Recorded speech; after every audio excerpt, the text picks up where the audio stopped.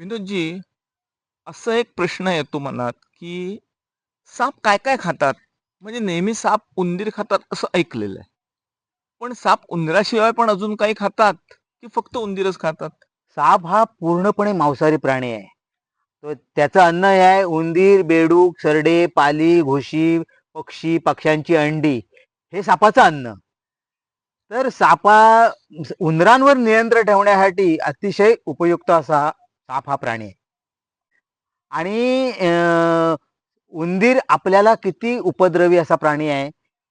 शेतकऱ्यांच्या शेतामधल्या बिळामध्ये जर तुम्ही निरीक्षण केलं ते खंडलत बीळ तर बिळाच्या टोकापर्यंत एका एका बिळामध्ये 2-2, 1.5-1.5 किलो अन्नधान्य असतं. बरं. आणि उंदरांची पैदास अतिशय झपाट्याने होते आहे. याच्यावर नियंत्रण ठेवण्यासाठी साप हा अतिशय चांगला मार्ग आहे. आणि साप हा आठवड्याला एक उंदीर खातो. म्हणजे तो वर्षभरामध्ये उंदरांच्या 26 जोड्या खातो. अच्छा. उंदरांची पैदास झपाट्याने वाढते. होय. एक उंदराची जोडी वर्षभरामध्ये 1250 उंदीर पैदास करते. आणि उंदरांची साप आपल्या आयुष्यामध्ये 12 ते 15 वर्ष जगतो. असं पाहिलं तर सापाच्या पूर्ण आयुष्यामध्ये तो 32,25,500 उंदरांचा नायनाट करतो. अच्छा. आपण कधी साप आपल्याला दिसला म्हणजे तुम्ही नाही परंतु जनसामान्यांमध्ये जर तुम्ही निरीक्षण केलं तर एक दगड उचलतो सापाच्या चेंदामेंदा हो. करतो. एका काठीच्या फटक्यात सापाला मारून मारतो. टाकतो. याचा अर्थ असा एका दगडाच्या आघातामध्ये एका फटक्यामध्ये आपण 32 लाख उंदरांना जगवतो. उंदरांचे उपद्रव आणखीन अशा आहे तो म्हणजे तुम्हाला माहिती आहे लेप्टोस्पायसिस नावाचा एक नवीन रोग आलेला आहे. आणि हा उंदरांच्या युरिन मध्ये जर पायाला भेगा पडलेल्या पाय जर त्याच्यावर पडला तर हा रोग आपल्याला उद्भवतो आणि त्याच्यामध्ये मृत्यू सुद्धा घडलेले आहेत. तर उंदरांचा नायनाट करण्यासाठी साप हा अतिशय उपयुक्त प्राणी आहे. त्याचप्रमाणे सापांचे आणखीन उपयोग आहेत ते म्हणजे 4 जे साप विषारी आहेत नाग, मण्यार, घोणस आणि फुरस या 4 विषारी सापांमुळे आपल्याला साप चावल्यानंतर जी अँटी स्नेक व्हिनम नावाची लस दिली जाते हॉस्पिटलमध्ये. ती लस या 4 विषारी सापांच्या विषापासून बनवली जाते. अच्छा. आता ती बनवण्याची हाफकिन इन्स्टिट्यूट वगैरे ह्या संस्था ही लस बनवतात. या 4 विषारी सापांचं विष काढून ते घोड्याला टोचलं जातं आणि घोड्यांच्या मधलं रक्त काढून ते त्याचं स्फटिकामध्ये रूपांतर केलं जातं आणि ही लस आपल्याला हॉस्पिटलमध्ये दिली जाते. हा एक उपाय आहे. आपल्याला हृदयरोग, आकडी, अतिरक्तस्राव यासारख्या व्याधी आहेत त्याच्यामध्ये जे औषधं आहेत, गोळ्या आहेत, तर सापांच्या विषातला विषारी घटक बाजूला करून जी प्रथिनं आहेत त्याच्यापासून ह्या गोळ्या इंजेक्शन बनवलेल्या आहेत. म्हणून आपल्याला साप वाचवणं गरजेचं आहे. पण आता साप वाचवणं बरोबर आहे, गरजेचं आहे. पण ह्याच्यातल्या कुठल्या जाती उंदीर खातात? कारण आता आपण जे 2 साप बघितले हे खूप उंदराच्या मनाने बारके वाटले. बरोबर आहे. पण मग कुठले साप असे जे की ठेवून चालतील, आपल्याला धोका नाही पण उंदीर पण खातील? आता नाग, मण्यार, घोणस हे साप उंदीर खातात किंवा धामण, तस्कर, पाणदिवड हे साप उंदरांचा नायनाट करण्यासाठी उपयुक्त असे आहेत. आणि जे बाकी बिनविषारी इतर छोटे बिनविषारी साप आहेत ते सुद्धा आपल्याला उपयुक्त आहेत. आपल्या घरामध्ये पाली वगैरे येतात त्या पाली खाण्याचं काम करतात. इतर सुद्धा उपयोग म्हणजे आपल्याला त्रास देणारे जे प्राणी आहेत ते खाऊन साप जगत असतात. विनोदजी, समाज प्रबोधनाचे तुम्ही असे प्रोग्राम करता आणि तुम्हाला लोक बोलावतात आणि तुम्ही माहिती देता शाळा, कॉलेज किंवा कुठल्या कार्यक्रमात. आता हे झालं सापांविषयीच्या गैरसमजुती आणि अंधश्रद्धा. पण अंधश्रद्धेचे जे बाकीचे प्रकार आहेत त्याच्यातही तुमचं मोठं कार्य आहे असं मला माहिती आहे. तर थोडीशी त्याविषयी माहिती द्या ना. अनेक अंधश्रद्धा आहेत आणि त्याविषयी जनजागृती आम्ही करतोच. आम्हाला रात्री अपरात्री सुद्धा फोन येतात अशासाठी की आमच्या घरावर दगड पडतायत आणि दगड पडतायत.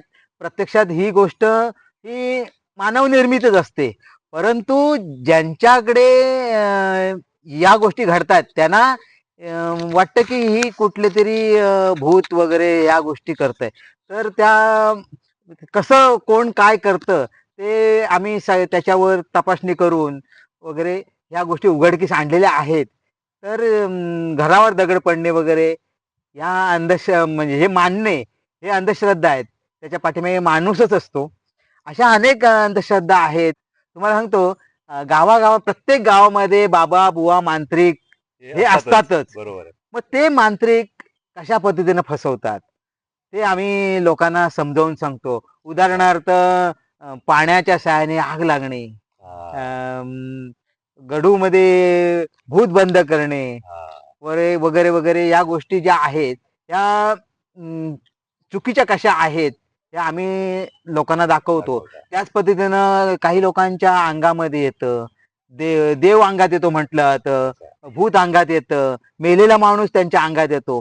तर तो मेलेला माणूस वगैरे कधी कोणाच्या अंगात येत नाही. तो एक सौम्य प्रकारचा मानसिक आजार असतो. आता तुम्हाला माहिती आहे की स्त्रियांच्या बऱ्याच वेळेला अंगात येतं. याचं कारण असं की स्त्रियांना अधिक ताणतणाव असतात असं आमचं म्हणणं आहे. परिणामी म्हणजे त्या मनाने पुरुषांच्या अंगात येत नाही, तर स्त्रियांच्या मध्ये ताणतणाव अधिक असतात. तुम्हाला एक उदाहरण देतो. धरण असतं एक, आणि ते धरण पूर्ण भरलं की ते फुटण्याची शक्यता असते.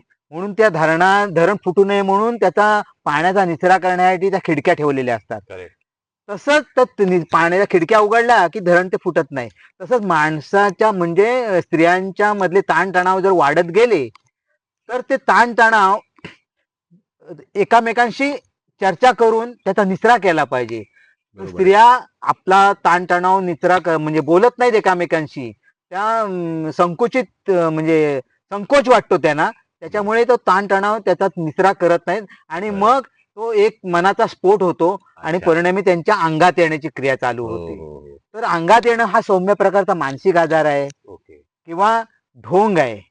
तर अशा प्रकारे अंगात आलेल्या लोकांवर ते उपचार करतात बाबा बुवा मांत्रिक.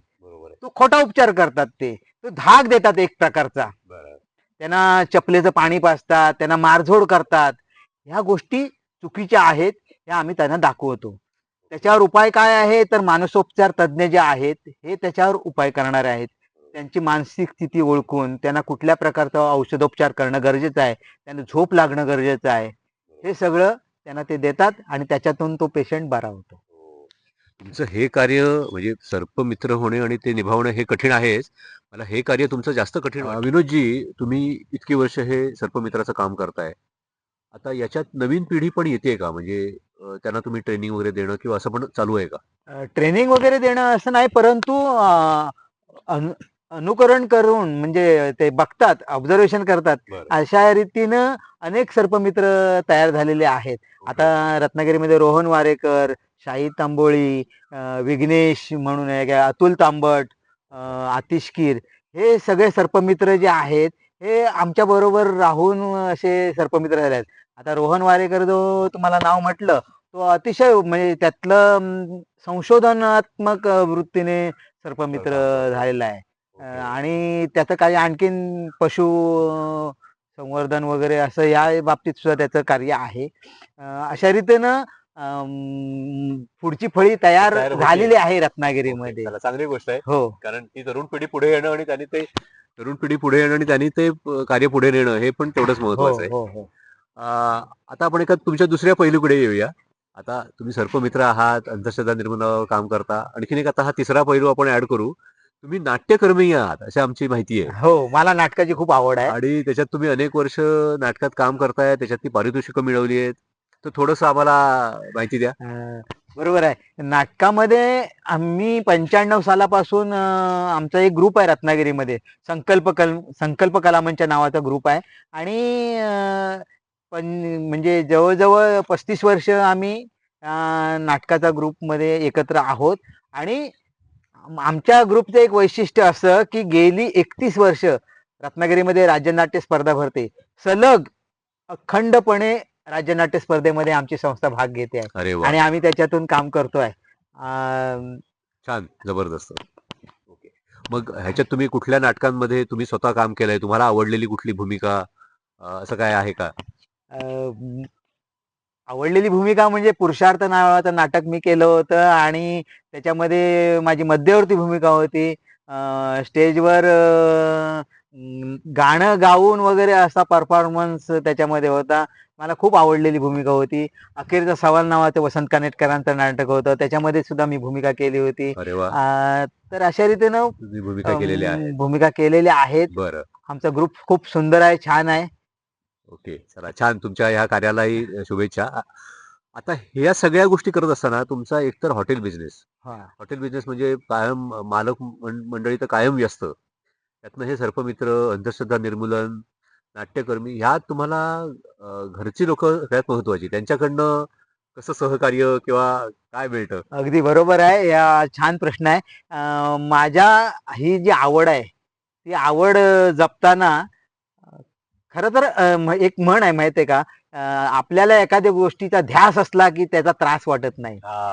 एकदम तर बरोबर. मला त्याचा ध्यास आहे आणि मला ही आवड जपण्यासाठी माझं कुटुंब, माझे भाऊ उमेश वांगणकर, नितीन वांगणकर, माझी पत्नी आणि माझा मुलगा हे खूप मला सपोर्ट करतात. त्याच्यामुळे हे सगळं मला तुमच्यापर्यंत पोहोचण्याचा सगळं हे नाटक करता येतं. बरोबर आहे. ओके, छान. ह्या सगळ्या गोष्टींमध्ये एक तुम्ही हे वेगवेगळी कार्य करताना तुम्हाला सामान्य जनता किंवा प्रशासन, सरकार यांच्याकडनं अशी काही अपेक्षा आहे का किंवा एक इच्छा आहे का की त्यांनी याच्यात काहीतरी योगदान द्यावं, कशा प्रकारे द्यावं? बरोबर आहे. प्रशासनाने याच्यामध्ये महत्वाची भूमिका पार पाडली पाहिजे. ती म्हणजे आता अनेक सर्पमित्र आहेत. हे सर्पमित्र आपल्या जीवावर उदार होऊन हे साप पकडतात. साधारणतः विषारी सर्पाचा जर दंश झाला आणि काही सापांच्या बाबतीत दंश जर जास्त झाला, विषाचा डोस त्याच्यामध्ये जास्त गेला, तर त्याच्यातून वाचण्यासाठी जवळजवळ 50-52 वाईल म्हणजे एका इंजेक्शनला वाईल म्हटलं जातं. तर त्या 50-52 इंजेक्शन लागतात आणि या इंजेक्शनचा खर्च साधारणपणे एका इंजेक्शनची साधारणपणे हजार रुपये एवढा खर्च आहे आणि तेवढा खर्च मग सिव्हिल हॉस्पिटलमधून वगैरे मिळत नाही. पण आपल्या माणसाचा जीव वाचवण्यासाठी 1000 रुपये, 52,000 रुपये, 50,000 रुपये खर्च केले जातात. मग एक साप पकडण्यासाठी जर गेला तर त्या ठिकाणी त्याला कॉलला साधारण पेट्रोल खर्च 50 ते 100 रुपये दिला जातो. परंतु बरोबर. माझी अशी इच्छा अशी आहे, एखाद्या सापांचा दंश झाला, एखाद्या माणसाला सर्पमित्राला दंश झाला, तर त्याच्यातून वाचण्यासाठी प्रशासनाने त्यांना एक चांगली मदत केली पाहिजे. त्याचप्रमाणे एखाद्या सर्पमित्राचा कधी मृत्यू झाला तर एक मोठा विमा वगैरे त्यांना विमाचं संरक्षण दिलं पाहिजे. त्याचप्रमाणे जनजागृती होण्यासाठी आता रत्नागिरीमध्ये हे सर्प संवर्धन असं होतंय असं अच्छा. माझ्या ऐकवात आलेलं आहे. बरं. आपल्या रत्नागिरीचे आमदार उदय सामंत मंत्री महोदय ते करू इच्छितात असं माझ्या कानावर आलेलं आहे. बरं. तर ते जर झालं तर एकाच ठिकाणी सर्व लोकांना त्या ठिकाणी साप बघायला मिळतील. साप बघायला मिळाले की सापांबद्दलची ओळख वाढेल. कुठला बरोबर आहे. साप विषारी, कुठला बिनविषारी हे ओळखता आलं की सर्प हत्या वाचतील. सर्प हत्या करणार नाहीत लोक. बरोबर आहे. त्याच्यामुळे एकामेकावर अवलंबून असलेल्या अशा या गोष्टी आहे. आहेत. बरोबर तर आहे. सरकारने किंवा मंत्री महोदयांनी हे सर्पोद्यान रत्नागिरीमध्ये जर केलं करता तर आलं. खरोखर मोठं काम होईल अशी माझी इच्छा आहे. या क्षेत्रामध्ये नवोदितांना यायचं असेल, जशी तुम्ही बोलताय की पुढची फळी आता तयार होते, ते स्वतःहून शिकतायत. तर ते ते कशा रीतीने येऊ शकतात किंवा तुम्ही त्याच्यात काय योगदान देऊ शकता? बरोबर आहे. नवोदितांची फळी निर्माण व्हायला हवी. सापांच्या बाबतीत नवोदितांची फळी निर्माण होते. परंतु इतर अंधश्रद्धा ज्या आहेत त्याच्यामध्ये या बाबतीत पुढाकार घेऊन बा मला यातला कार्यकर्ता व्हायचंय असं कोण म्हणत नाही. आता रत्नागिरीमध्ये पाहिलं तर मी, अतुल तांबट, वल्लभ वंजू, राधा वंजू, आमचे मधुसूदन तावडे हे आहेत. एवढेच मोजके लोक आहेत.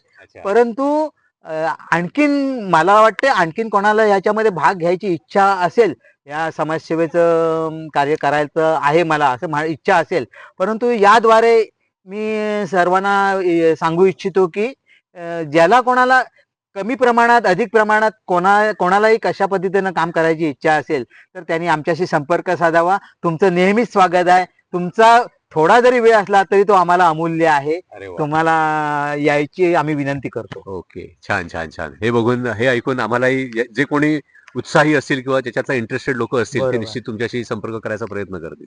विनोदजी, मस्त छान गप्पा झाल्या आणि तुम्ही तुमच्या व्यस्त दिनक्रमातनं वेळ काढून आम्हाला वेळ दिला आणि अत्यंत सुंदर माहिती दिली. सर्पमित्र, सर्पांविषयी, अंधश्रद्धा निर्मूलनाविषयी, तुमच्या कार्याविषयी, तुमच्या नाट्यप्रवासाविषयी. त्याबद्दल तुमचे, आमचे झपाटलेले पॉडकास्टच्या वतीने तुमचे भरपूर आभार. धन्यवाद. तुमच्या सुद्धा या माध्यमातून अनेक लोकांपर्यंत ही माहिती पोहोचेल. अनेक लोकांना या अंधश्रद्धा निर्मूलनाच्या कार्यामध्ये भाग घ्यायची इच्छा व्यक्त होईल. धन्यवाद. धन्यवाद. थँक्यू. तर मंडळी, आज आपण विनोदजी वांगणकर या एका अष्टपैलू व्यक्तिमत्वाला भेटलो. त्यांचं प्रसिद्ध वांगणकर हॉटेलचे मालक आहेत ही त्यांची पहिली ओळख आहेच, पण त्याशिवाय त्यांचं सर्पमित्र म्हणून असलेलं काम, अंधश्रद्धा निर्मूलनासाठी ते घेत असलेले प्रयत्न आणि त्यांचा एकूणच नाट्यप्रवास याविषयी त्यांनी अत्यंत छान मनोगत व्यक्त केलं. आपल्या विचारलेल्या प्रश्नांना चांगली उत्तरं दिली. त्यातनं आपल्यालाही खूप माहिती आणि सल्ले मिळाले. खास करून सर्प आणि अंधश्रद्धा ओव्हरऑल याच्याविषयी असलेल्या आपल्याला खूप ज्या गैरसमजुती किंवा एक काहीतरी अफवा पसरत असतात किंवा काहीतरी चुकीची माहिती असते, त्याविषयी त्यांनी खूप चांगलं विश्लेषण करून माहिती दिली. थोडक्यात साप चावल्यावर ते आपण चोखून थुकून टाकायचं किंवा त्याच्यावर ब्लेड मारून ते रक्त वाहू द्यायचं, हे अत्यंत चुकीचं आहे. ते करायचं नाही, ह्याच्यावर त्यांनी फोकस ठेवला, हेही आपल्याला कळलं. तर त्यांचे मी परत एकदा आभार मानतो आमच्या झपाटलेले पॉडकास्टच्या वतीने. आणि परत आपण पुढच्या भागात अशाच एका नवीन व्यक्तिमत्वाला भेटूया.